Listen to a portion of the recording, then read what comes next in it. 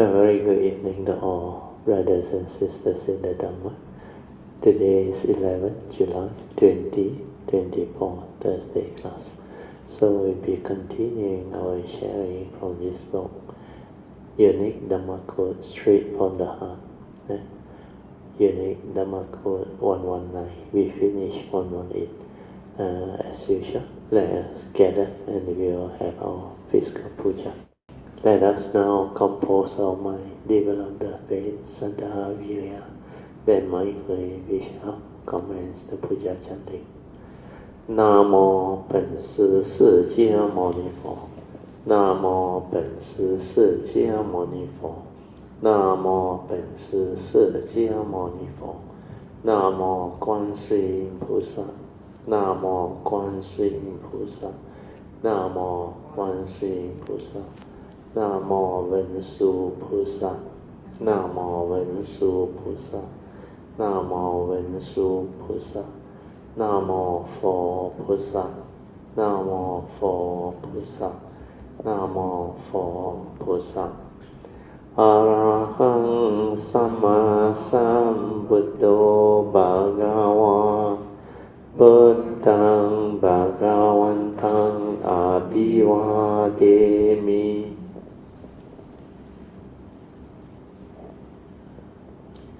Swakato Bhagavata Dhammo Dhammang Namasami Supatipano Bhagavato Sāvaka Sangho Sanghang Namami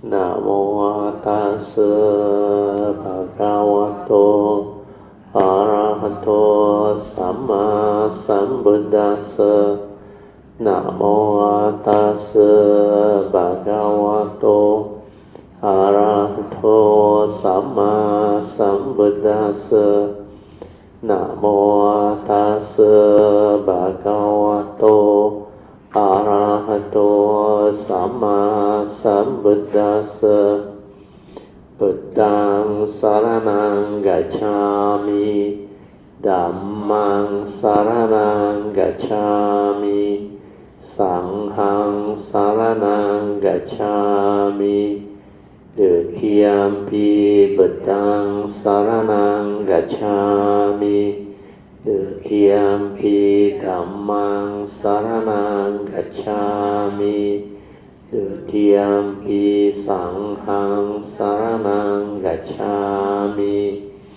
Tatiyampi Buddhaṃ Saranang Gacchāmi Tatiyampi Dhammang Saranang Gacchāmi Tatiyampi Sanghang Saranang Gacchāmi Pānātipātā Veramani Sikkhapadang Samadhiyāmi Ādīnādāna Veramani Sikkhapadang Samadhiyāmi Kāmesu Micchācārā Veramani Sikkhapadang Samadhiyāmi Musāvādā Veramani Sikkhapadang Samadhiyāmi Surameraya Majjapamadatthāna Veramani Sikkhapadang Samadhiyāmi. We'll continue our chanting from the Padipa Puja onwards. Ganna Sarappa Titena Dipena Tamadang Sina Diloka Dipang Sambuddhang Pujayami Dhamonudang Ganda Sambara Yutena Duppena hang sugang hina Pujaye pujaniyang tang Puja bhajana muttamang Vanna Ganda Guno Petang Etang Kasuma Santatin Pujayami Munindasa Siri Pada Sarorohe Pujemi Betang Kusumena Nena Punnena Matena Chehotu Mokhang Pupang Milayati Yatta Idang Me Kayo Tata Yati Vinasa Bawang Adivase Tuno Bante Paniyang Parikapitang Anukampang Upadaya Patigan Hatu Mutamang Adivase Tuno Bante Pale Parikapitang Anukampang Upadaya Patigan Hatu Mutamang Adivase Tuno Bante Bojanang Parikapitang Anukampang Upadaya Patigan Hatu Mutamang. Now we shall chant the Puja aspiration based on our understanding of the significance of all these Puja offerings. Significance of offering of light. May this offering of light to the Buddha brings forth the causes and conditions to illuminate our mind and help arise the needed clarity and understanding to dispel all darkness or ignorance therein. Significance of offering of water. May this offering of pure, clear, cool water lead us to the pure, clear Dhamma that cools and doses off the fires of all defilements within our mind. Significance of offering of incense. May our morality, virtue, and understanding shine forth far and wide, just like the fragrance of this incense, which we are offering to the Blessed One, who is perfect in wisdom and virtue. Significance of offering of fruits. May this offering of fruits remind us of the Dana Parami of generosity and the fruit of our karma, so that we will diligently strive on with faithfulness to attain the path and fruition soon as possible. Significance of offering of flowers.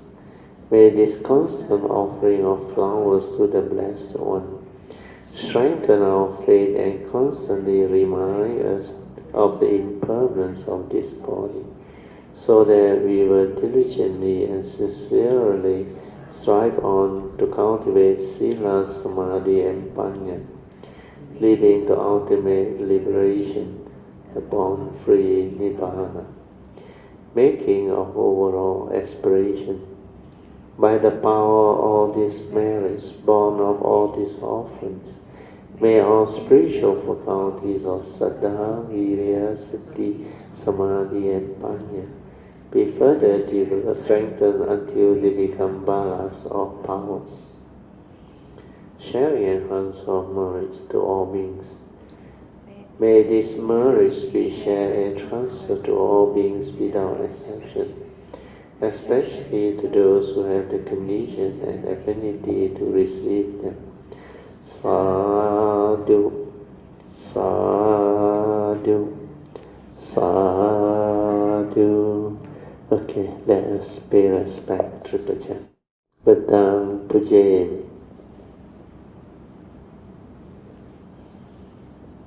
Dhammang Pujayami.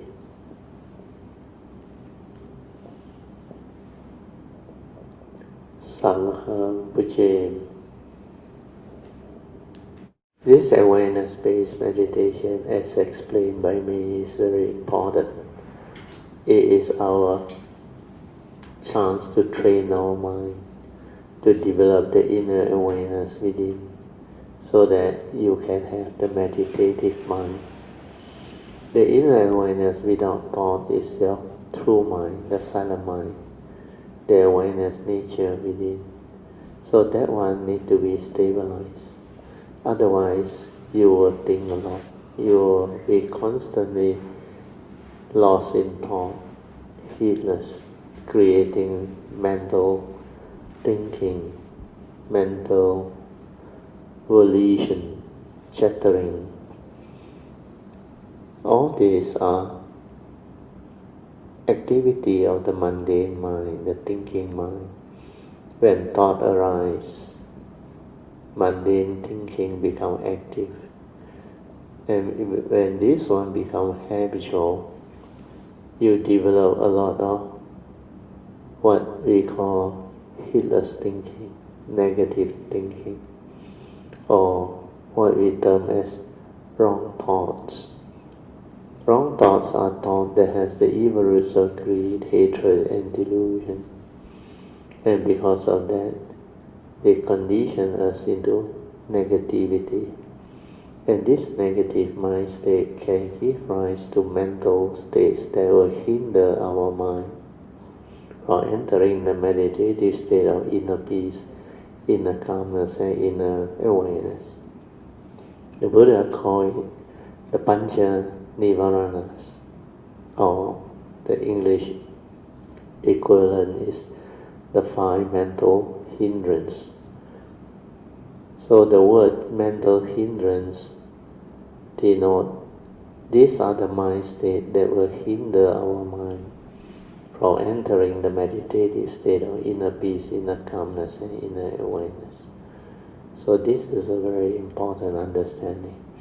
And our today's topic, which is unique code, unique Dhamma code 119, it covers this particular topic, the mental hindrance, followed by the opposite sets of spiritual faculties. So understanding this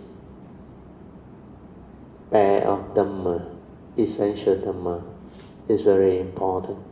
Otherwise, you cannot train your mind to develop the meditative state.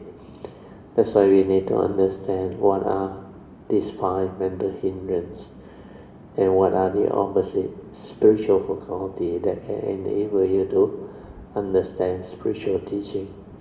So when the spiritual faculties are there, the mental hindrance will be gone, cease to be.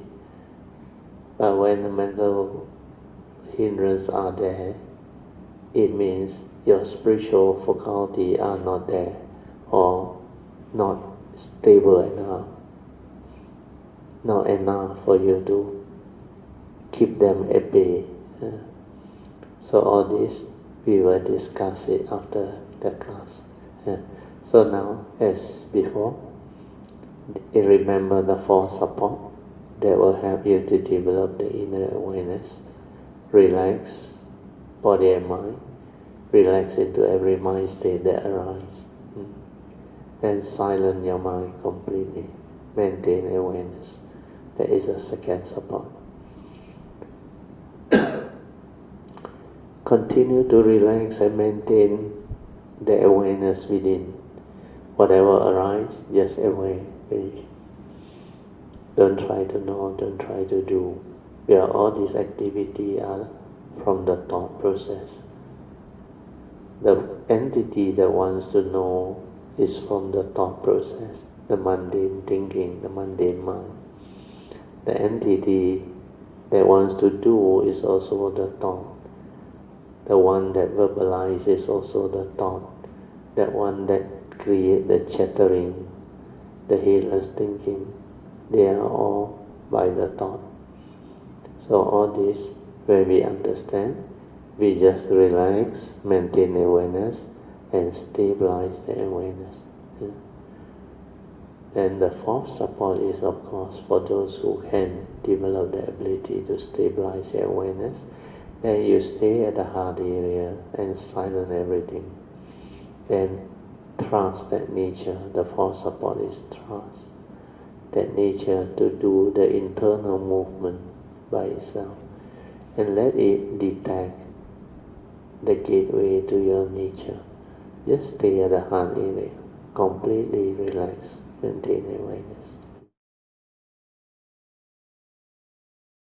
You can slowly, mindfully come out of meditation.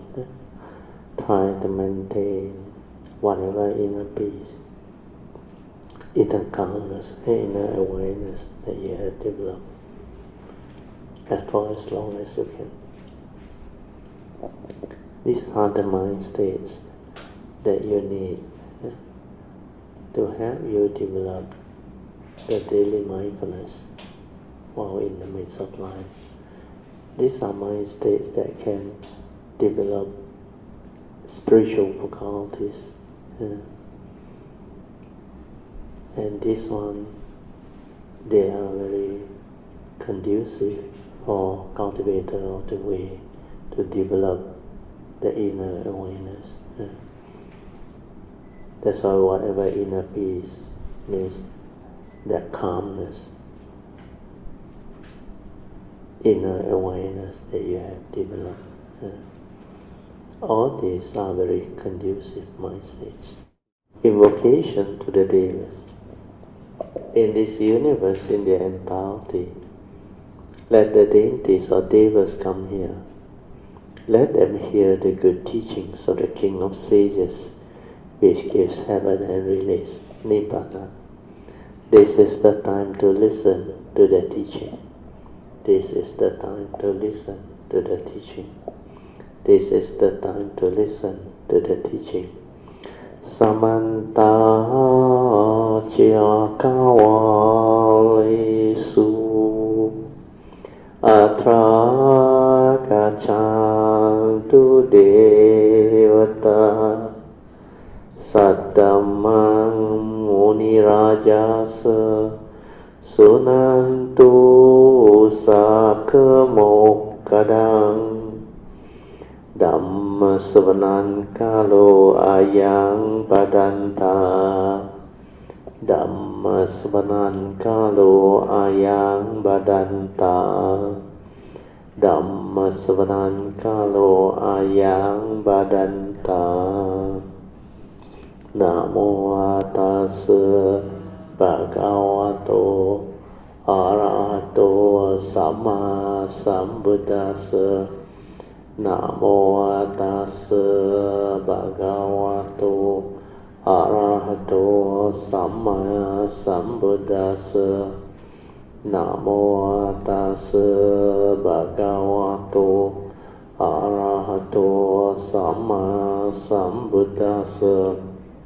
Iti Beso Bhagava Arahang Sama Sambuddho Eja Charana Sampanno Sugato Loka Vidu Anuttaro Purisa Dhamma Sarati Satta Deva Manusanang Buddho Bhagavati Swakato Bhagavata Dhammo Sanditiko Akaliko Ehipaseko Opanaiko Pacatang Veditabo Vinohiti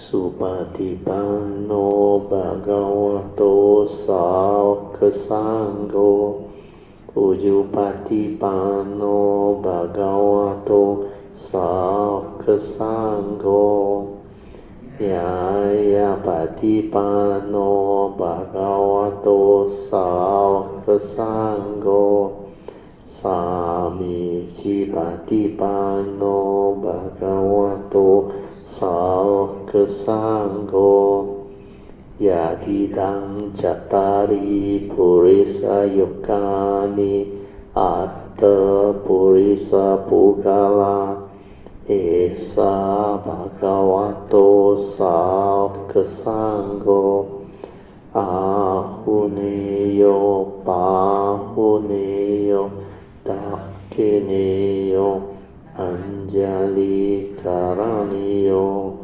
anuttarang punyam ketang lokasati. Sadhu, sadhu, sadhu. Turn to page 33 of this book. Straight from the heart, unique Dhamma code by me. We are at unique Dhamma code 119. So, as explained just now, today's topic is on this Pancha Nivaranas, or in English is translated as the 5 mental hindrance. This is a very important essential Dhamma that the Buddha teach. It highlights to us the cultivator of the way, the 5 mental hindrance. Like the word mental hindrance means it hinders your mind from entering the meditative state of inner peace, inner calmness and inner awareness. Whereas the characteristics of a meditative state or meditative mind is inner calmness or inner peace, followed by inner awareness. When you are just aware without thought, you have inner peace. Then there is this inner calmness of mind. That's why they are all an expression of the true mind, the silent mind. When you are just aware without thought, that is the tranquility of mind, the stillness of mind, the inner peace, the inner calmness. That's why this important definition of the 5 mental hindrance is very important. Whenever you arise this mental hindrance, they will hinder your mind from entering the meditative state. That's why you cannot meditate. You end up developing all the heedless thinking, all the thought activity that make you heedless. Then all this, if you constantly manifest them throughout the day, then how can you develop the inner peace, inner calmness and inner awareness to be in the meditative state? These are mental hindrance. Whenever they arise, it will hinder your mind. So in order to meditate, you have to root out the mental hindrance. So this is a very important understanding. Afterwards I will go into it and explain in more detail. So I read the quote first. Pancha Nivaranas, or the 5 mental hindrance of mind.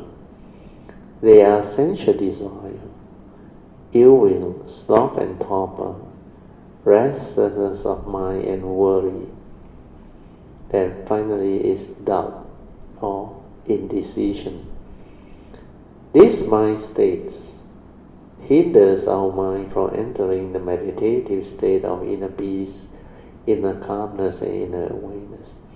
Therefore, to develop the meditation or the meditative mind, we must cultivate the opposites, 5 spiritual faculties, to counter this mental hindrance, in order to enable us to understand spiritual teaching. So the 5 spiritual faculties in Pali is called Pancha Indriyas. One is the Pancha Nivaranas, the other said the opposite spiritual faculty is called Pancha Indriyas. So what are they? Like just now in the Puja aspiration, the chanting, we aspire for causes and conditions by invoking our merits to strengthen our this spiritual faculty until it becomes ballast or powers, which become very stable, unshakable. And these 5 spiritual faculties, when they are there, they will counter the 5 mental hindrances. Then the hindrance cannot be there. They are our faith, Saddha, Virya, Sati, Samadhi, and Panya. These are Pali words. Saddha is faith, faith in the Buddha and his teaching. Then when there is faith, there is a spiritual zeal or tenacity that will drive you to cultivate this teaching or to develop this meditative mind. That's why with Saddha and Virya, the 3rd spiritual faculty of Sati will arise. Sati is mindfulness or awareness. Before the knowing is without thought. It's just aware. Then when Sati stabilizes, it becomes Samadhi. So Samadhi is the collectedness of mind, stability of mind. When the mind is collected and very stable, then it has Samadhi. With Sati and Samadhi, you can see things as they are and insight in the phenomena to realize the truth, which will result in the arising of the 5th spiritual faculty, which is Panya, or what we call wisdom. So, for wisdom to arise, there must be Sati and Samadhi. So sometimes this Samadhi is also called the unwavering mind. This mind is collected and unwavering, but it's a free mind in the state of Samadhi. There is a type of Samatha Samadhi which is not born of a free mind. It's born of a concentrated mind, a conditioned state. When you are in the focusing, concentration, one-pointedness, jhanic state, or strong absorption to whatever technique and method of meditation that you develop. Sometimes it can also be continuous mindfulness which went in so deep until it becomes Appana Samadhi. That one is what we call, it's not a free mind anymore. That mind went into absorption.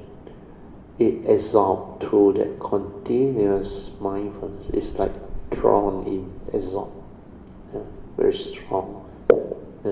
So all these are samatha mind state. They are not the real samadhi.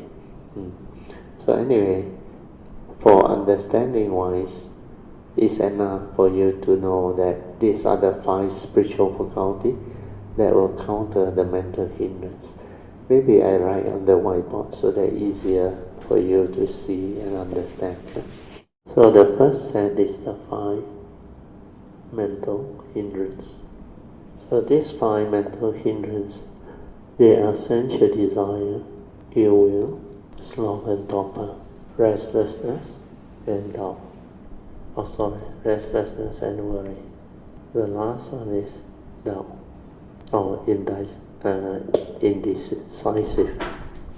So the other 5 are the 5 mental faculties: Saddha, Virya, Sati, Samadhi, and Panya. So we need to develop understanding of what these 5 spiritual faculties and these 5 mental hindrances are, and what is the meaning of it? Why is it under the hindrance? They hinder your mind from entering the meditative state of inner peace, inner calmness, and inner awareness. Whereas these 5 opposite, which is mental faculties or spiritual faculty, sometimes they use this word spiritual faculty. These are the mind states when developed is conducive for developing the meditative state, because they are all meditative states that can bring about the meditative state leading to enlightenment. Whereas these 5, the opposite, they are mental hindrance. So now we start to develop understanding. Here, sensual desire, it means our craving, positive craving, things that we like, we desire through our senses, like our sixth sense. Whatever we see, when there is this desire, it can be good food, pricey things, beautiful things, nice nature, or whatever.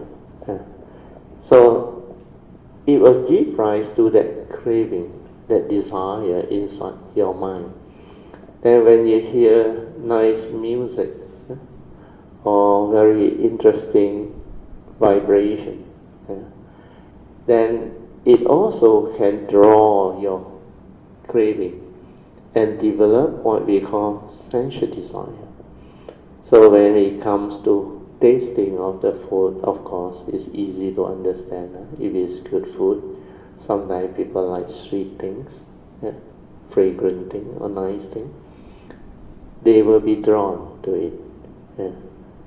So your seeing consciousness, hearing, smell, taste, tactile, and thought process can give rise to all the 6 types of respective desire of the senses. That's why it's called sensual desire. So when you have sensual desire, what happened to you? Can your mind state be described as peaceful, tranquil, still, without thought? No. The moment you have craving, the desire, positive or negative, the second one is ill will, which is your anger, your hatred, your envy, your jealousy, your whatever resentment, very strong resentment, or unhappy emotion. All this, they are negative craving. So these 2 are positive and negative craving, and they are from the evil roots of greed and hatred. That's how they manifest. So both also through our senses, where we don't like, we want to push it away, or we become annoyed, agitated, angry, emotional, sometimes fearful, and all those things. So wherever there is these 2 mind states, your mind will react. Your mind has reacted. Where this is what we call like and dislike. Positive craving is what you like. The ill will is negative craving, is what you dislike. That's why whenever you see something, hear something, smell something, taste something, tactily feel something or think of something, it will stir your mind into like and dislike. Or you attach, if it's pleasant sense experience. If it's unpleasant, you reject. So whenever your mind stir or react, it's always towards the senses experience, either pleasant or unpleasant sense experience, or you like it and you don't like it. So these two, if throughout the day, with every moment of consciousness of seeing, hearing, smell, taste, tactile, and thought process, you develop this movement of like and dislike, pleasant and unpleasant, and it causes your mind to stir. What happened? These are mental hindrances. And if you arise it so habitually, so constantly, you repeat it until it becomes habitual, then you are doomed, understand? How can you be in the state of inner peace, inner calmness, and inner awareness to develop the meditative state or meditative mind? There is no way. That's why it's called mental hindrance. Whenever your mind stirs, there is no tranquility, no stillness, no inner awareness. The mind state has arisen. Like and dislike, pleasant and that's why they are called mental hindrance. Then the third one is sloth and torpor. Here the meaning is you feel sleepy, lethargic mind, dull mind. All these are the words. Lethargic, dull, sleepy. So when you have this type of mind state, you cannot pay attention. You cannot develop inner awareness, inner peace, inner calmness to be in the meditative state. You cannot develop all the spiritual faculty of Saddha, Virya, Sati, Samadhi, and Panya because you slough into sleepiness. You become very sleepy. And your mind is very dull. No clarity, no energy, no inner peace, no inner calmness. Every time, either agitated or sleepy. Then number 4 is easy to understand. When you are restless, how can you be in the meditative state? Restless means what? When you have fear, worry, anxiety, sorrow, and lamentation, your mind worry a lot, understand? When you have problem related to the first noble truth reality, the 8th condition, your mind become restless. And this will happen when you project your thought into the future and worry about what will happen. Or when you recollect the scars of memory or the phobia, insecurity, the whatever deep fear of your past experience, your mind will become fearful. Then it develops worry, anxiety, restless. And this mind state is very toxic. It's very negative in this energy field. And this one will cause your immune system to go down. This is where fear, worry, anxiety, sorrow, lamentation leading to depression happen. That's why mental hindrance, they are very powerful. When you are in this mind state, you cannot develop the meditative mind. That's why it's called mental hindrances. Then the last one is doubt. When you don't have faith, when you don't understand, you tend to doubt, you're not sure, you become indecisive. So all these are the understanding that you have to develop.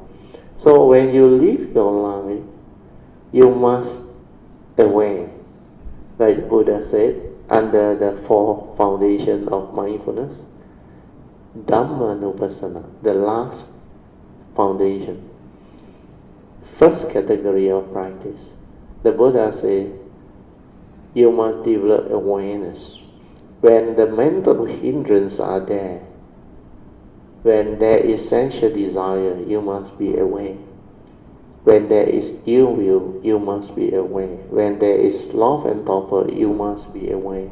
When there is restlessness of mind born of fear, worry, anxiety, sorrow, and lament, you must be aware. When there is doubt, you must be aware.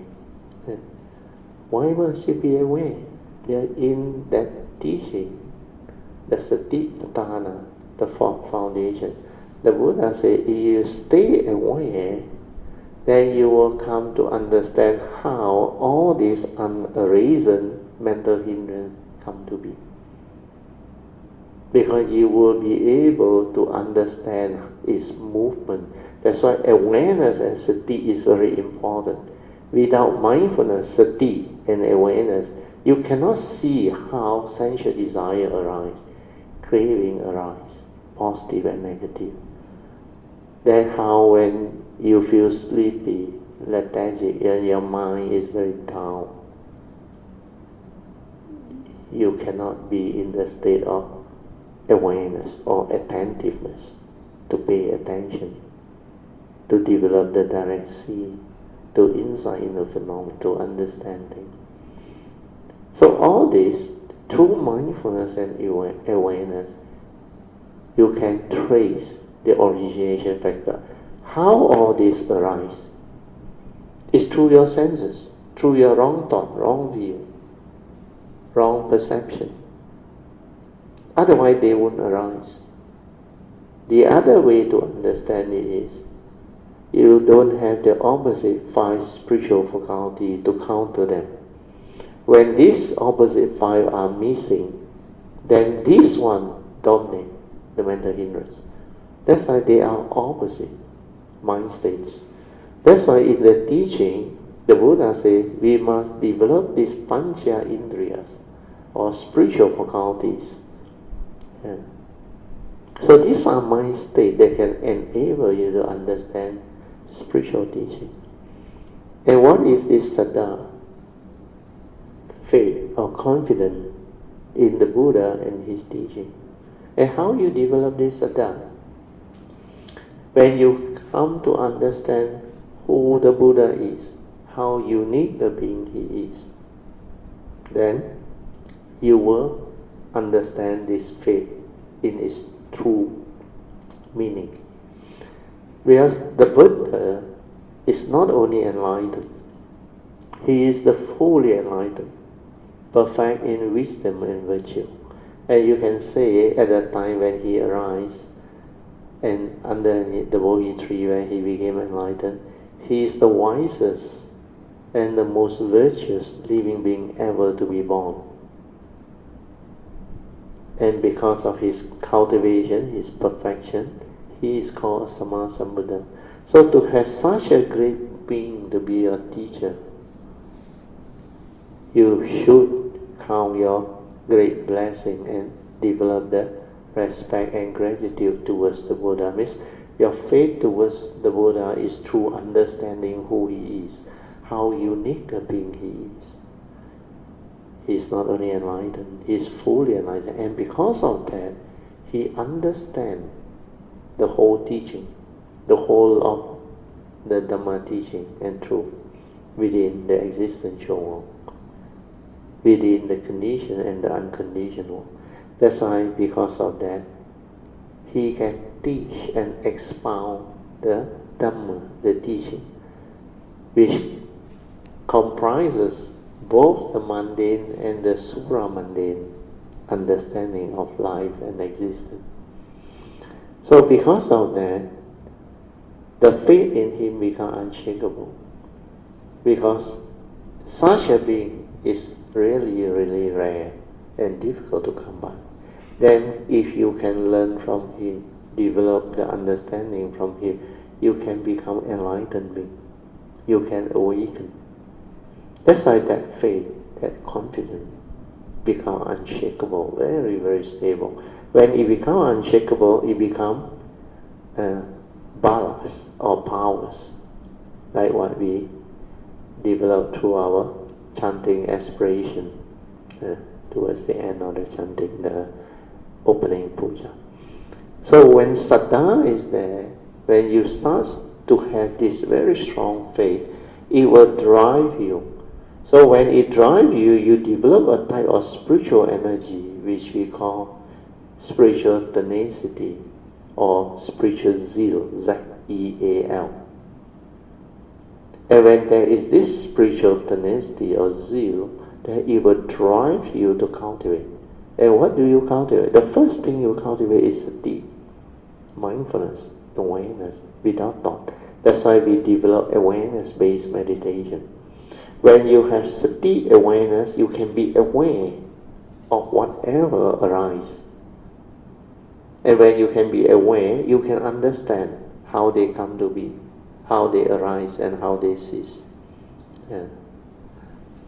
So all these are taught in the four foundations of mindfulness to Satipatthana. Then when sati is developed,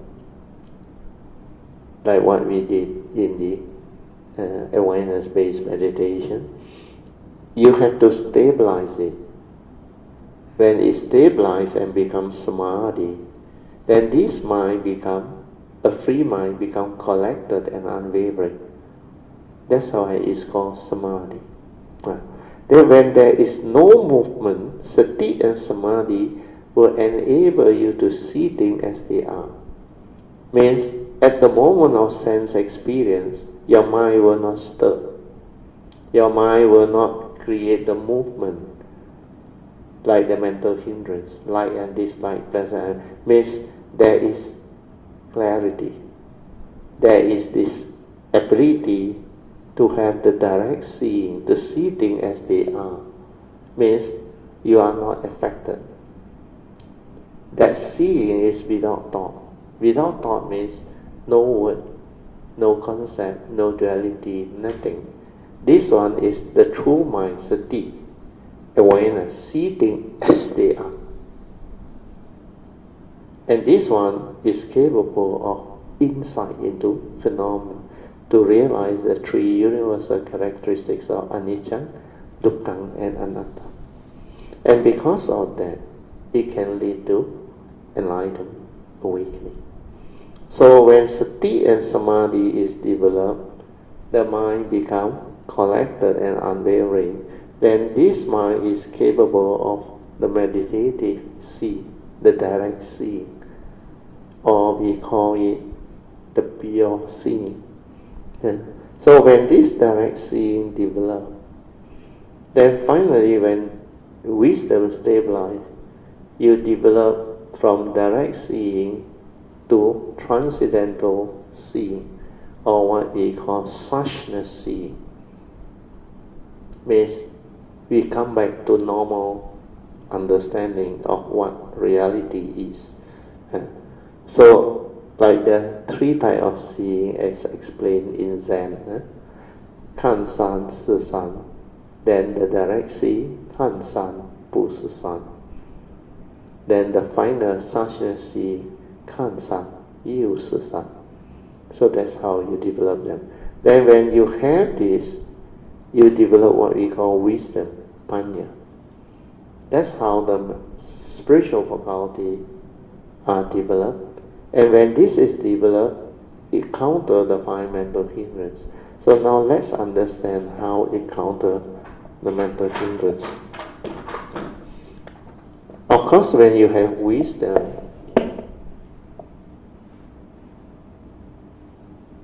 it will counter all. Understand not? When there is wisdom, there is no sensual desire, ill will, sloth and torpor, restlessness of mind, and doubt. Why? Your wisdom will enable you to see things as they are, to accept the reality of the moment. So when you can see things as they are and accept the reality of the moment, means you understand life, existence, the way it is. Means no like, no dislike, no pleasant, unpleasant. It's just nature's condition manifesting. And when you understand them, all the sensual desire, ill will, the craving, all cannot arise. That's why at the moment of sense experience, feeling will remain as pure feeling. No more pleasant and unpleasant feeling. That's why the enlightened being, they have this wisdom. They can be at the moment of contact. Then when contact condition feeling remain as pure feeling, because this wisdom prevent them from being deluded, prevent them from creating that attachment, that craving, that desire to own, to have, to hold on to grasp at, to cling on to. All this will never happen. That's why all the 5 mental hindrances is no more. But when there is saddha, what happens? When you develop the faith. Yeah? When you have the faith, you got no more doubt in it. True or not? Yeah? So when there is this saddha, it will counter this, what we call doubt. Understand? So doubt is no more. Then when there is saddha, means your mind is collected and calm, the inner calmness, inner collectedness. The saddha will make you very different, means your faith, it will remove the doubt. And after that, it can also counter what we call restlessness of mind. Yeah. So these two, yeah? Because when you have faith, there is no more doubt, and you no longer worry. Yeah. Then when there is virya, it will counter sloth and torpor. You're no longer sleepy. Okay? Then when there is sati, sensual desire and ill will cannot be there. Because this one is without thought. Sati is awareness, mindfulness, without thought. There is no duality, no like and dislike, no pleasure. It's just aware. No words, no concept, nothing. Then likewise samadhi. When you have samadhi, your mind is collectedness and unwavering. So this one will counter restlessness of mind, fear, worry, anxiety, sorrow and lamentation. So this is how you can develop the understanding to develop the meditative mind to meditate. So there are many ways to counter mental hindrance. One of the best ways is to develop this, what we call spiritual faculty, opposite. When these are developed, this one ceases. When there is no more mental hindrance, what happens? There is nothing to hinder your mind from entering the meditative state of inner peace, inner calmness. That's why sati take over. That's why your mind enters sati. When your mind enters sati, all this disappear. So mind entering sati is very important. Without hindrance, sati will take over. Then when sati take over, it develops samadhi, then it can see things as they are. That's why they keep on arising wisdom, understanding. That's why when your daily mindfulness is very stable, leading to stability of samadhi, or we call it your sati sampajana become very stable, then you can have more and more space between thought. You hardly think. Most of the time you are just away without thought. And you only arise thought when you need to live life and arise that. So all this will become very clear as you develop the cultivation. The other way is through the 4 foundation of mindfulness. You trace the origination factor. Then when you already trace the origination factor, you will come to know how they arise. Then retrospectively use the understanding to reverse all this.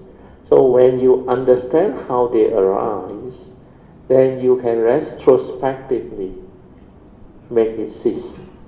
Means like sensual desire and evil, you know these two arise is because you lack mindfulness, awareness, lack understanding. You do not have the understanding that these are mental hindrances.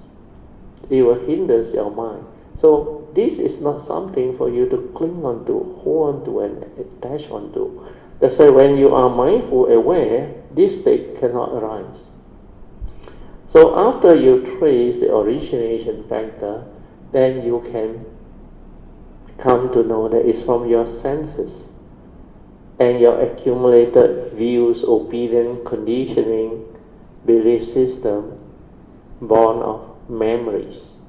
That's why you will come to know how the top mundane thinking arises to respond to memory. That's why that brain here. This one, when you don't have the Dhamma understanding and wisdom, you cannot use. This is hell. This is where all the mental hindrance, delusion, wrong view, wrong thought, everything reside. And without wisdom, you cannot reverse all this. That's why you need the spiritual faculty to bring about wisdom. You remember what I told you? Only wisdom free, nothing else. Mind that without wisdom will be entangled. So, understand. Yeah? So this is by far the most detailed explanation I have ever given on the 5 spiritual faculty here and the 5 mental hindrances. Whereas in the early days, I cannot go into with too much detail yet. Most of you are not ready. Then later when you are ready, I mentioned a little bit about both sides. But today, I went into the full description of what this thing is. We are most Kalimita who has developed the progress and understanding, they can understand now. And now, I read the Unicode again, you will understand. That's why at that time when I come out with this Unicode, I don't think many people understand, very few.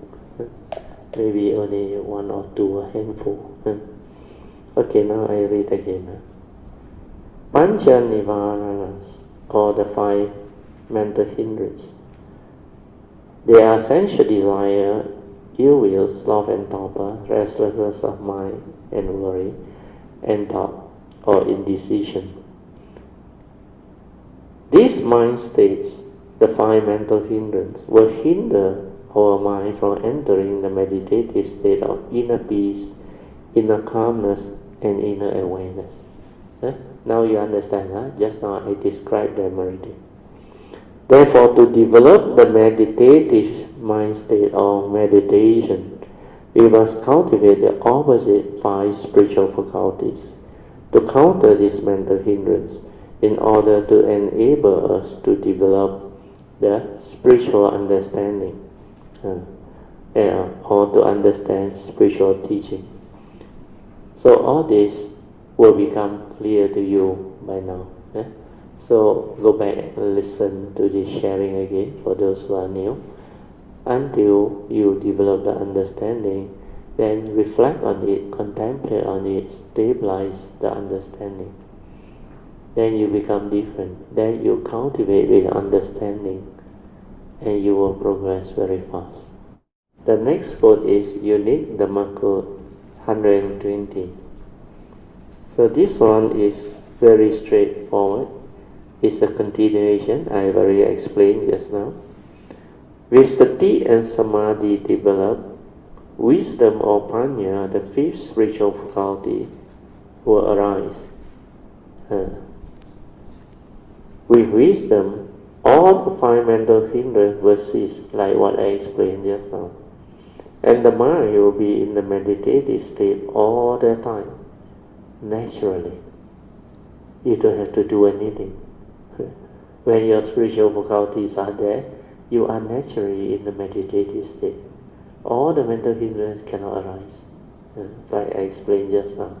Where all the 5 mental faculties or spiritual faculty, they counter the hindrance.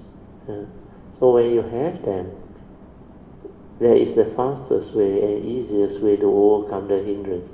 And when there is no hindrance, that's why you are always in the state of sati, awareness, leading to heedfulness.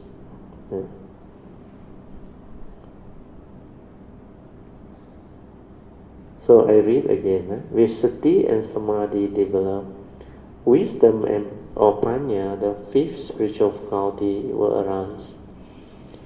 With wisdom, all the five mental hindrances will cease, and the mind will be in the meditative state all the time naturally, because there is no more mental hindrance to hinder your mind from entering the meditative state of inner peace, inner calmness, and inner awareness.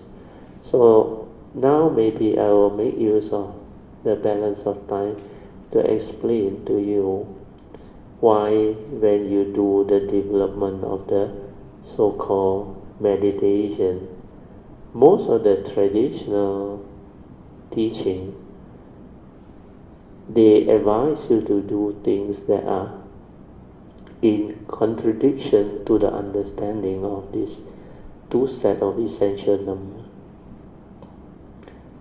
So now I explain to you. When you do your retreat meditation, most of the traditional meditation teaching are based on methods and technique and even meditation object. So all these are thought-based approach to meditation. Most of them are thought-based, except when you understand anapanasati and when you develop mindfulness, awareness, then there is some form of awareness-based meditation. So what happens is, as you develop the sitting, they will ask you to sit, especially a retreat.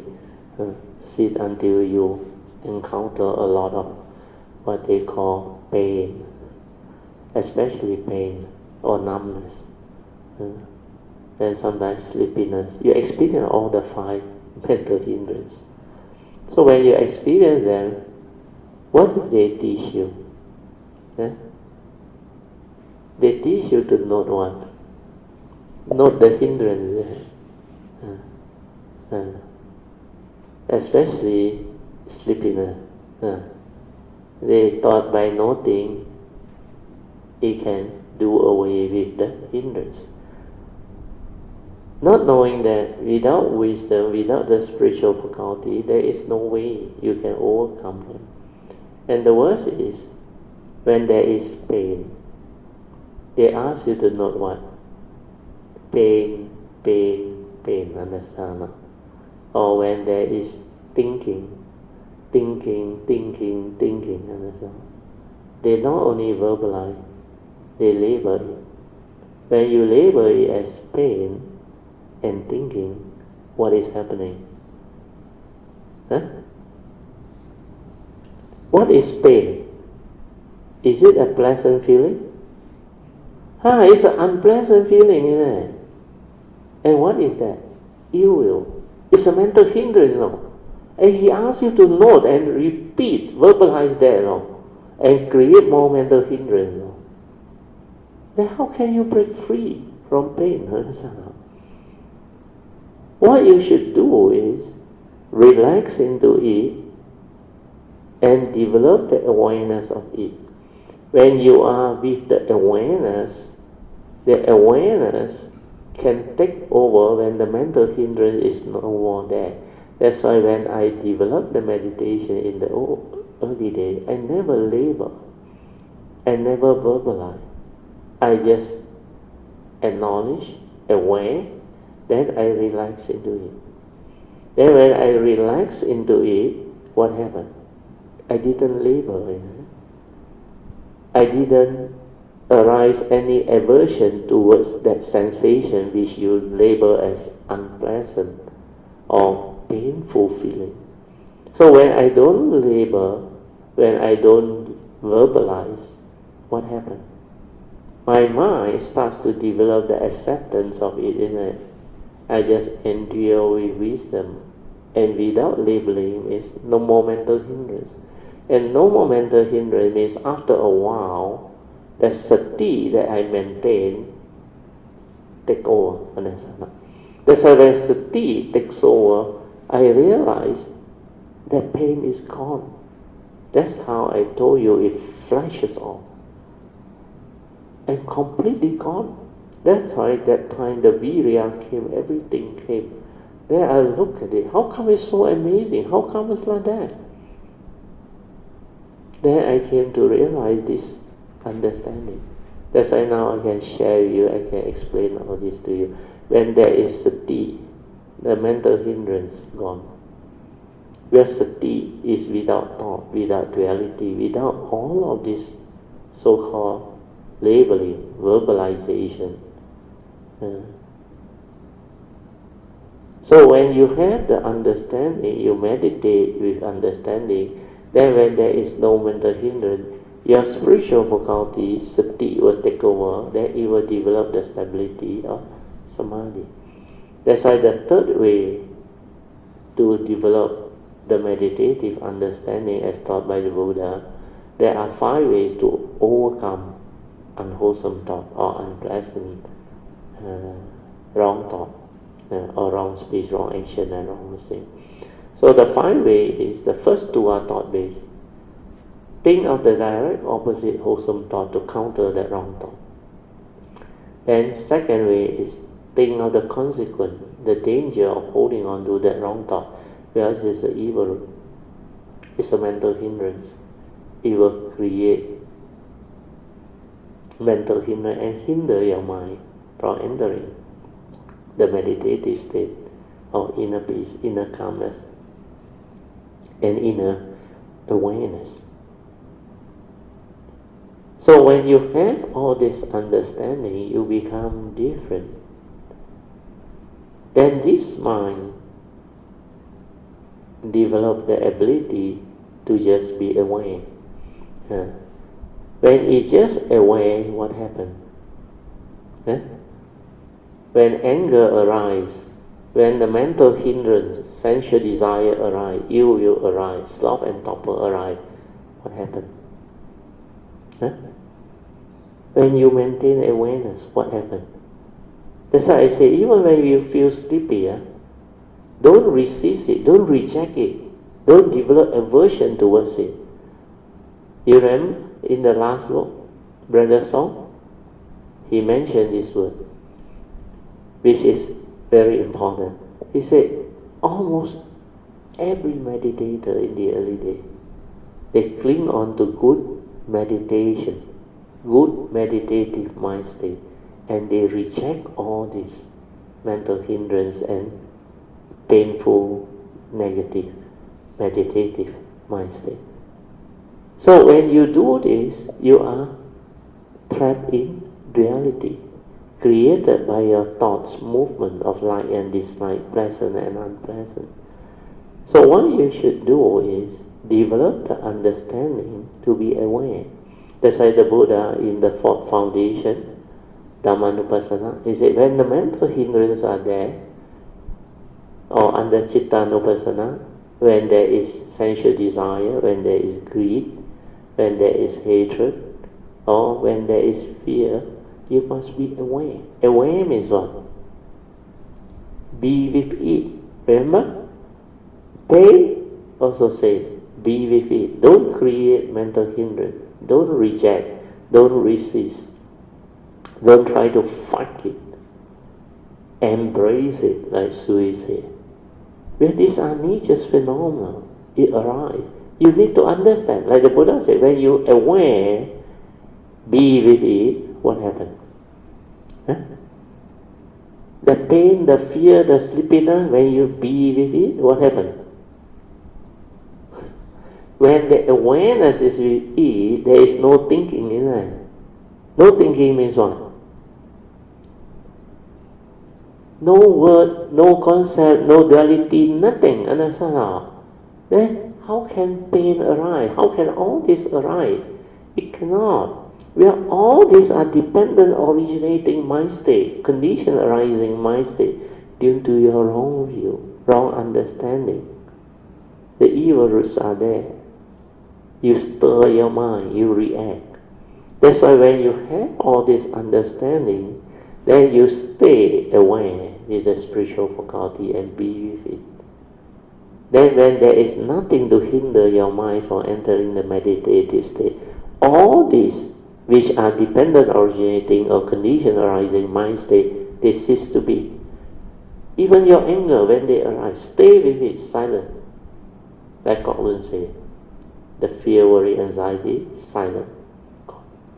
I tested it with sloth and torpor in the early days, before 1989. I stay with it, I accept it, I do not resist or reject it. I do not create any aversion towards it or mental hindrance of dislike towards it. I just be with it. When I embrace sloth and torpor or sleepiness, the mind state of awareness take over and you can find out for yourself. You will be really amazingly both shocked and amazingly happy. Because when I did it, the whole sloth and torpor suddenly just flashes off, gone, no more. And that clarity, that what they call virya inside there, suddenly appear because of sati, that clarity that it manifests. Then I realize when I don't label, I don't create mental hindrance, I embrace, I stay aware, then it ceases. And this is how you develop the understanding. Where our awareness nature is the pure nature without thought. And that one is our true mind, original mind. So if you embrace it, be with it, this mind, which is your true mind, will remain. That's why it will realize your true mind. And all your other mind states which are dependent originating condition arising, not intrinsic within our true mind, they will disappear. They will cease to be. And this is how you develop the understanding of the Buddha's teaching, the meditative understanding. Can follow now? Huh? This one I already taught before, but I don't think many of you got it at that time. Because only a few, even Kok Lun managed to do it, that's why he was full of joy. That word be with it means the awareness and the emotion as one. Whatever mind state arises, whether fear, worry, anxiety, restlessness of mind, or pain, or sloth and torpor, or whatever, any of the five mental hindrance or doubt, you stay with it. Be aware. Then find out. Then when it ceases, you have a lot of joy. Then you realize that true mind is tranquility, stillness, clarity, the pure awareness nature within. And this is your true nature. Because this is what is the awareness nature which is beyond thought, beyond mind. It's just aware, no word, nothing, no duality, no this, no that. So the understanding of it is very important, very beautiful. You must do it. Then what happens is, how did thought sustain itself? Well, when you feed it with wrong view, then thought is given the power. Then you continue to think, to get angry, emotional, or develop the reasoning. That's why all sorts of analysis, reasoning will strengthen the thought. Because the thought needs energy, need your logical thinking. And it moves into emotion very fast. Then when you analyze, you got all your views, opinion, conditioning, belief system, all of your phobia or accumulated memory, and all these are rubbish, understand? Not wisdom, understand? And if you use this to analyze, to reason, then you end up in argument. Well, these are not wisdom. These are your views, your opinion, your conditioning, your belief system. your mind state that you created through your deluded thinking. And with that, how can you develop wisdom to free?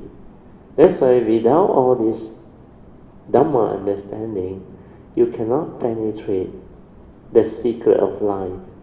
You cannot understand who are you, what are you, and how you function as a human being, and how you entangle yourself with all this so-called issue.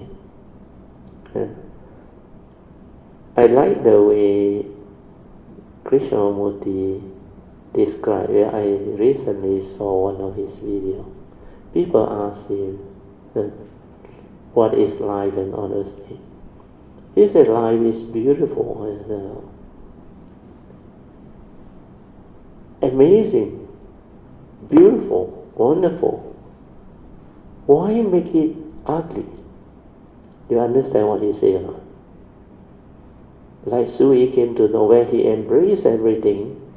Everything is just the way it is. Conditions are that things were meant to be. And everything can be understood with beauty. Even all the things that happen, you may think is, wow, karma very bad. But everything is just the way it is. Understand? Its beauty is this other reality. You don't have the Dhamma understanding, you entangle, you get into trouble. But life itself is beautiful when you understand. Wonderful. Why make it ugly? Through what? Through your anger, your hatred, your inability to accept what happened. Understand? Your craving, wanting things your way, your desire, and your views, opinion, conditioning, belief system you want to impose on others. Understand? This one cannot do, that one cannot do. This one immoral. You become so rigid, understand? And you want to control the world. You can't even control your own craving, your own delusion, and you want to control the world. You want to control society. That's why our world is full of conflict, war, misunderstanding. And all the things that happen is the result of the deluded avijja, the ignorance that humanity carries. And through that, the collective consciousness become affected. That's why J. Krishnamurti explained it very well. He said, for the world to change, it may just be our planet or the universe. What must change? For the world to change, what must change? The individual must change, you understand? But the individual is the summation of the totality of consciousness. If the individual does not change, the collective consciousness cannot be changed. If the collective consciousness cannot be changed, how can you expect the world to be peaceful? Understand? That's why the individual must change. That's why each and every one of the living beings, you must change. And when you change, you have the ability to influence. Maybe not one-to-one, understand? That's why I say you only need 1% of the population to change. Then this whole planet becomes beautiful. It becomes like they call utopia, or eternal heaven.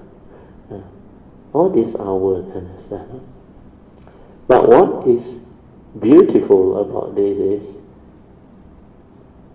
when the individual change, you can feel it, like our Kayamita grouping. The Kayamita gather, the collective consciousness. When we are together with the Kayamita, do you realize you feel good, understand? Your mind state are beautiful. And there's a lot of understanding, a lot of harmony.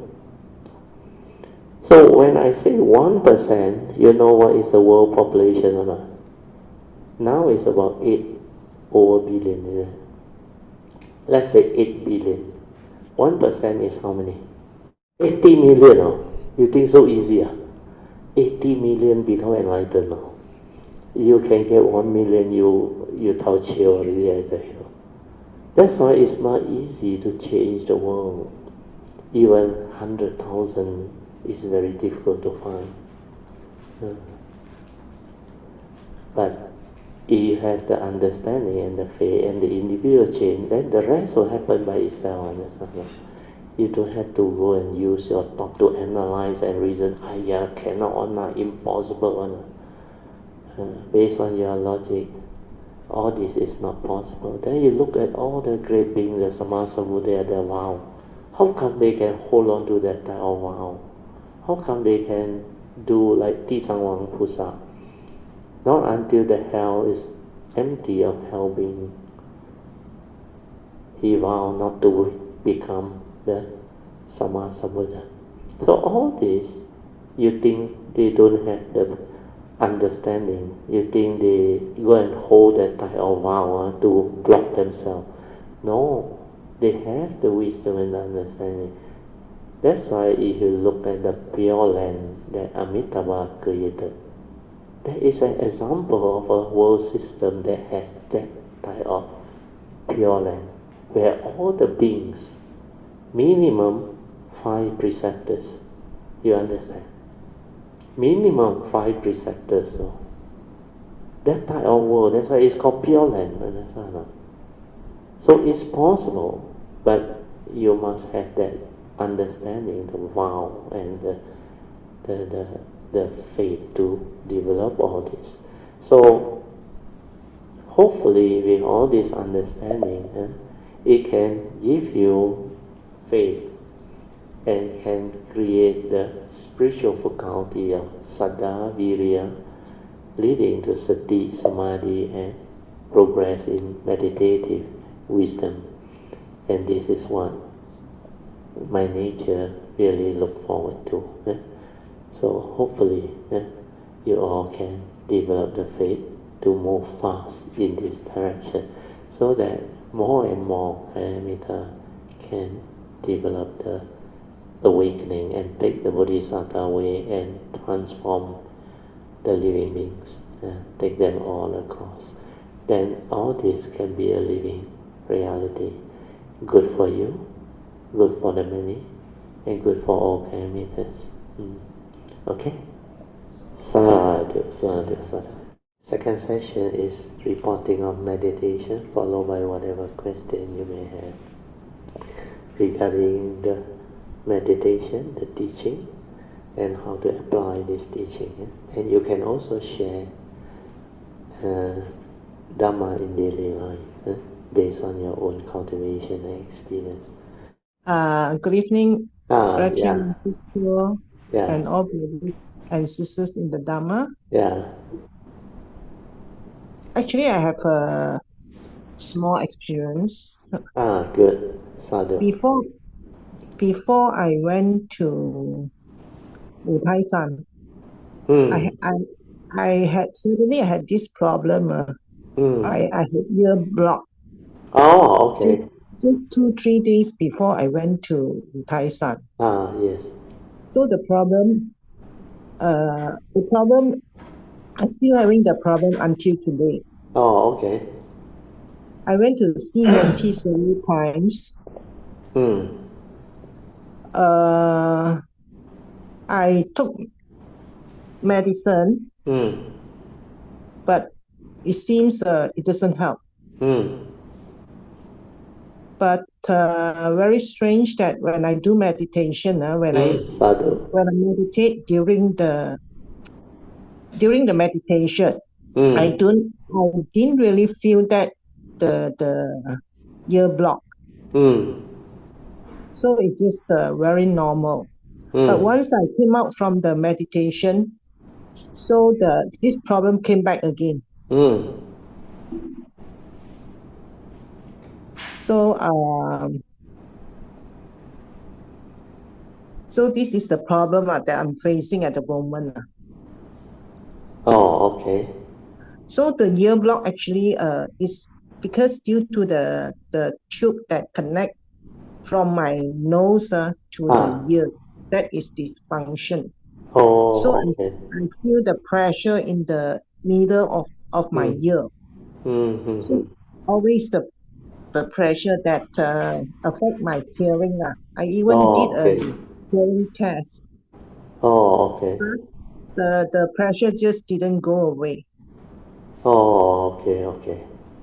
But when I meditate, this problem, I don't feel it. Yeah, So yeah, I yeah. don't feel In the all this problem. meditative state, it can happen because in the early days, I remember, uh, in the early days, I normally sometimes I got this nose block. I remember my nose block, and I remember that time I was still in the university. I was still active playing badminton then because we play until so exhausted. So off and on, I developed this uh, so-called nose block or flu. Then when I determined to develop the meditative posture, which that time I did anapanasati, every time I go into the anapanasati, the thing gone now. Gone. Yeah. But then after that, when I come out, I relax, then I rest enough, then I heal. Then that flu is gone. I no need to take medicine at that time. Then later on, after I know how to develop the awareness-based meditation, when I was able to detect the gateway and all those things, what happened was from then onward, I got no problem with all these so-called sinus or nose block or whatever. Whenever they come and disturb me, I will just go and rest, uh, be in the meditative state. So in the early day, normally after 10 minutes I recover. Then later I realize I need 1 hour. Or initially maybe half an hour, then 1 hour. Then as the body ages, as the time go by, I need 2 hours. Then later on I realize I need 8 hours. Then at the age of 60 something to 70, I realize I have to rest whole day until next morning. So normally I will go and sleep early or rest early. And nowadays I also know that this your so-called antihistamine, very funny. This antihistamine, I don't know, the scientists that discover it must be very good. I realize after I take the floor, I can just straight away rest. Then it will heal me or not. It will heal me. I don't know whether it's a coincidence or what. I will stay at the heart area because in the initial years, I remember that gateway is not stable yet or not. You won't always find it or detect it or not. It takes a while. Yeah. And initially, I remember you detect it, then you do it continuously, the meditation, then it will stay with you. But then once you like become complacent and you decide not to do it so often, then it's like you find it difficult to detect again or not. But as long as you know how to relax, maintain awareness, then it come back. So what happened was, after I come to understand all this, I realize every time I take the antihistamine, I can rest and stay there. I don't need to go and look for it. Oh, then I recover very fast. By the time the next morning, you remember sometimes you see me at the spiritual trip, where we walk a lot. I got limited physical energy. So once my physical energy is drained, it caused me to have this histamine thing to throw out, and I sneeze, and my state is like you look at me, you think I'm going to get flu or fall sick already. Then I always tell the Kamita, don't worry, let me rest. That night I go and rest. The next morning I recover again. and this has been going on for quite a while. So for your case, Elsie, you will need to do both. Do both. You meditate, then when you recover that time, you have to find out. Because ear I haven't encountered, but the nose one I encountered before. I take antihistamine, then I go and rest. Then when I recover, I fully recover from the flu and all those things. But the ear one, what I experience is when I take my bath, if water go in, then pressure problem.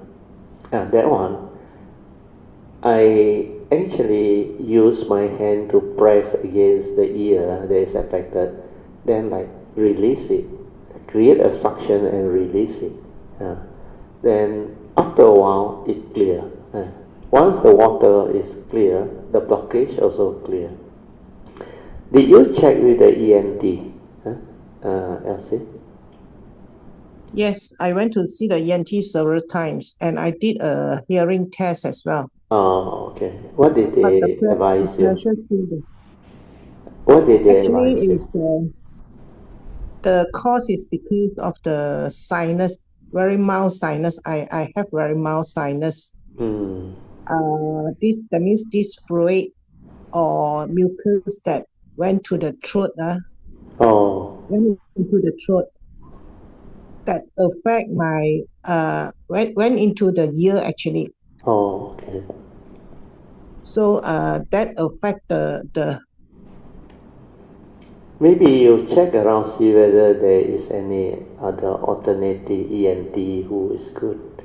You should actually try and ask second opinion and check.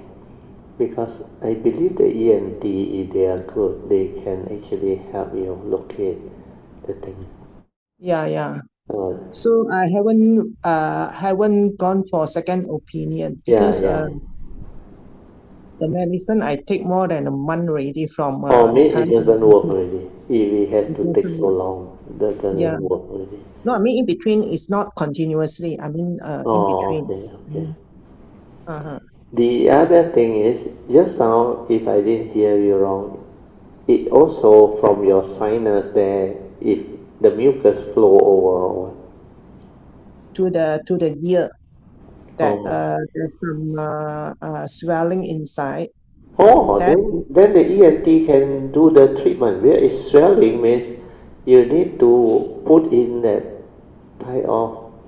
Last time we used the eardrop. The eardrop from the. the nose spray that they call it. Not nose spray. The nose spray is different. That one is for the. But for the ear, if there is infection, you can buy from the medical shop. You actually drop it in. Then it heal. After it heal, when I was young, I actually I go and dig my ear, dig until it become that time young, don't understand, until it hurt the part inside. Then my father gave me that one, drop inside. Then sometimes it's like got nana, what you call that? Got pus inside. It's into septic or what, I think, chronic. That one also, I put the eardrop, very effective. I pour inside, I remember, it's like, crawl, like, bubbling sound, all those things. It's like something working inside there. You can feel it on it's like bubbling sound inside there. Then after that, when it dry up, I feel no more pain already. Heal. Anyway, you need to find alternative ENT, or if it's really, you say, is it chronic or what you mentioned just now? No, actually That means the sinus fluid or mucus that go into Any pain or not inside there? Any pain? There's no pain, nothing. Oh, no pain. No pain No means pain. it's It's not. only the pressure that trap. It's like pressure trapped in the middle of the ear. Oh, okay, okay, okay. So just like when you are up in the plane, you get all this pressure, the Oh, pressure okay, okay. trap. Like that, I think you try to use the hand to like create the suction, press it. Yes, yes, it helps for a while only. It helps for a while only.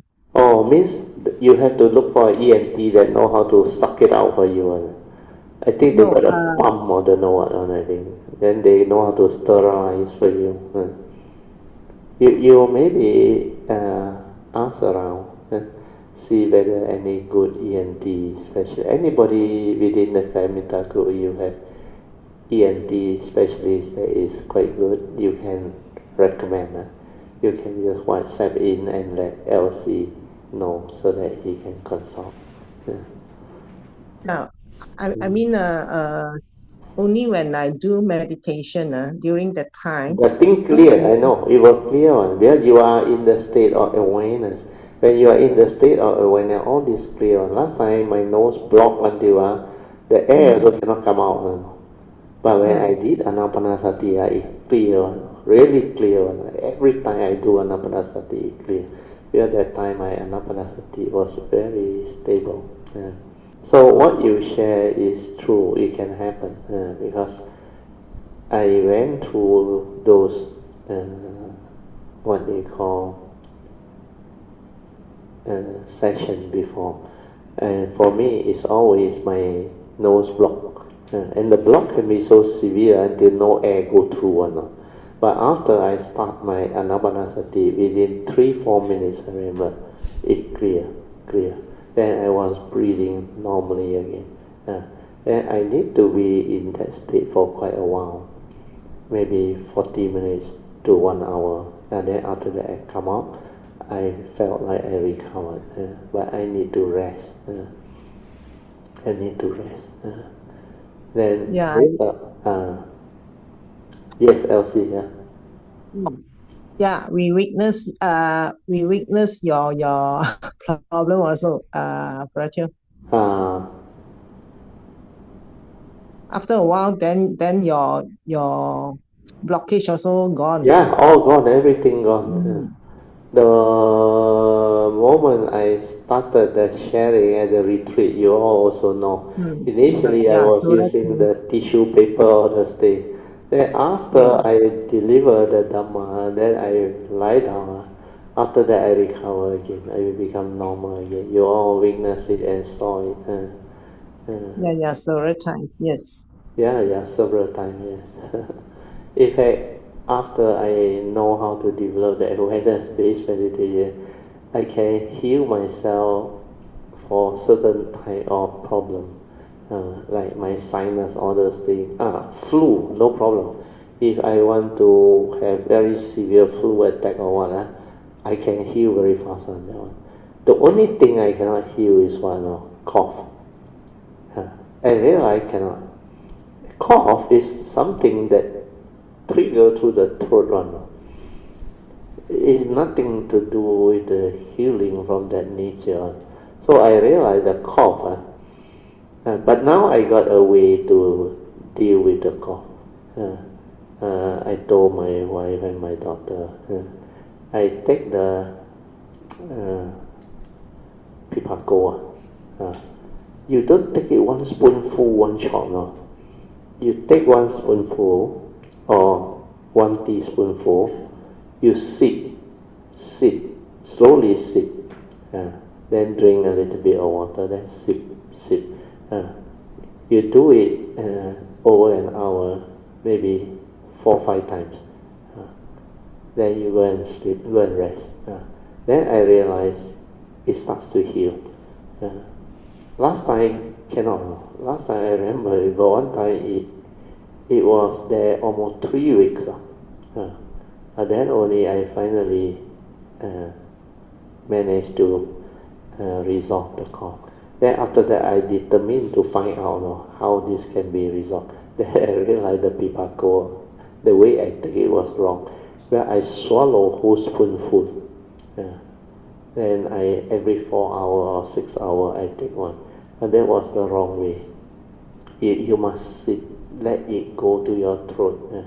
Because that pipako got a type of enzyme, I think. And together with your saliva or what, it will work. But very slow. Then the other one that they use is katsai and all those things. So it depends. You have to find out yourself. So Elsie, for your case, you will seek alternative. Then you try the antihistamine, because the antihistamine, you go and rest before you sleep. You go and rest. Now there are two types. One not sleepy one. You can take the not sleepy one also. But you will go to your gateway there one. Funny one. Then it will heal you one. Where the antihistamine, the one make you sleepy one, is to knock you off one, which is also good. Then when you are knocked off, it's not that you are in the meditative state. When you are knocked off, you don't create so much thought process to resist the nature's, we call it the nature's life force energy from your karmic nature there, where they will come and heal on when you don't resist. But when your brain think a lot, it cannot really smoothly come in. Then it's supposed to go around our body. That's why those who study the TCM or the Chinese medicine, they know there is a, they call it one, the chi flow at night. To which organ, what time, all those things. They got the book that give them the study one. And that one I believe it should be true. Because when I know how to do this awareness-based meditation, I realize I can rest. My organs are all very good. And I recover very fast, especially from the sinus thing and all those things, or flu or whatever. Except cough, I realize cannot do much. Okay, anyway, thanks for the sharing. Elsie, anything else you want to add? No, not at the moment. Not at the moment. You can nominate somebody else. Roger. Can you hear me, Roger? Sadhu. Mun Yuen, you got 6 minutes short on. Yeah, maybe I can share something. Like Elsie also something to physically lah. Remember end of last year, I had this heart palpitation that I went to the hospital. That time, they did some tests, the basic one, I think the ECG, and then I think they put me on observation, stay in the hospital, but detected nothing lah. Because it didn't continue a palpitation when I was in the hospital. So then they set up some other tests for me early this year in February lah. But just that I didn't get to do it lah. I didn't get to do it. But I think last week I finally did it. They put they asked me to wear a halter where it will record my heartbeat. That was done a few months ago lah. And then last week was the they call it the ECG cardiogram. It's something like so next week I have to go and see the doctor so that the doctor can explain to me if anything. But anyway, the doctor who did the scanning for me, said there's nothing wrong from what she see lah. But then she said the test that I did would not be able to show any blockage lah.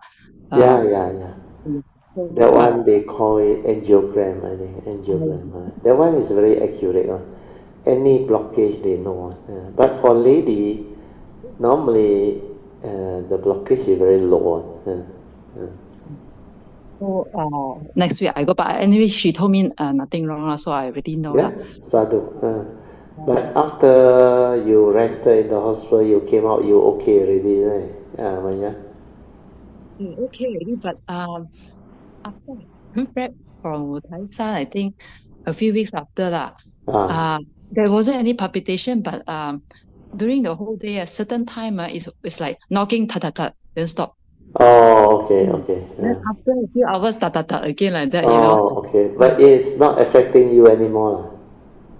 Um, the previous one was very bad because for 2 hours it never stopped. It was beating very, very fast. But how you feel? You feel how is your feeling? Do you feel anything eerie or not right? I don't feel really like just that because the beating was so hard and fast. I don't feel comfortable. Oh, okay. But this Then time, you relax into it lah. You try next time. Relax into it silent.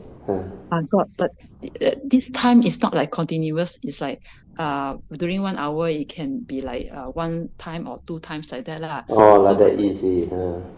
but because I'm working, I'm not so easy to relax. So next time when it happens, you go into the relaxation mode and silent. Then you find out how.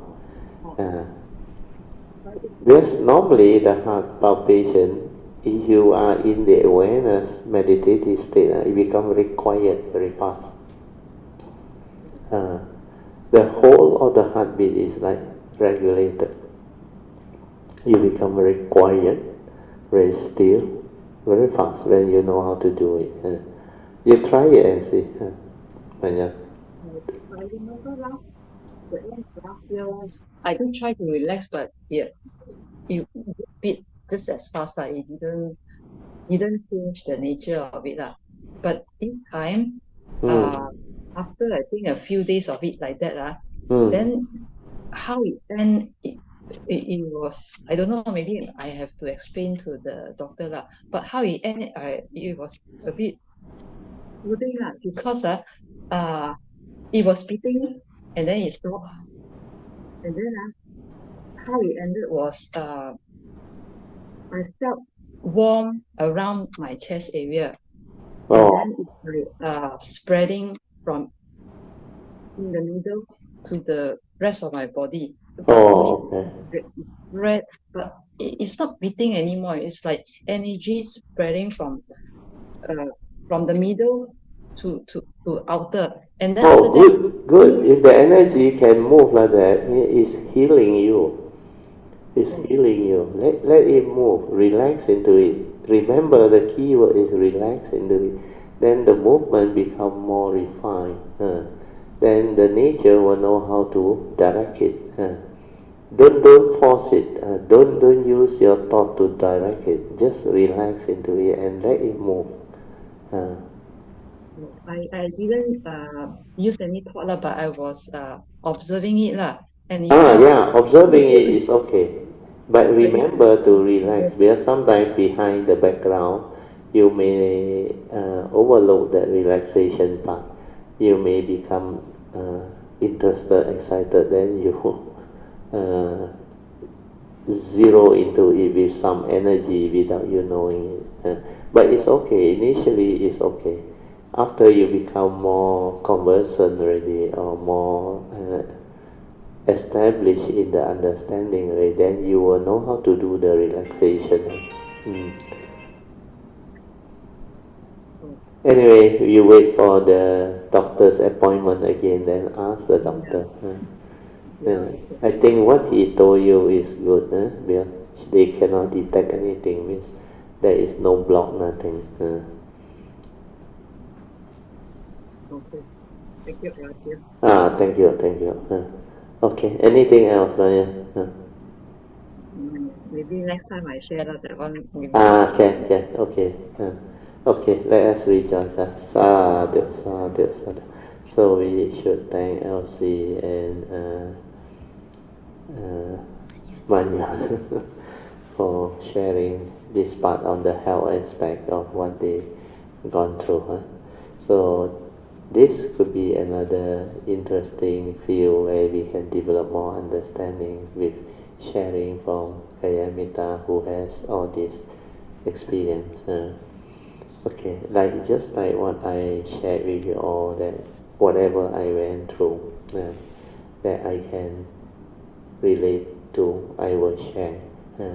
So likewise, similarly, I think what they did is also good. Maybe initially they may not understand what all this is, but over time, after they recover, then they will have better understanding and experience to share.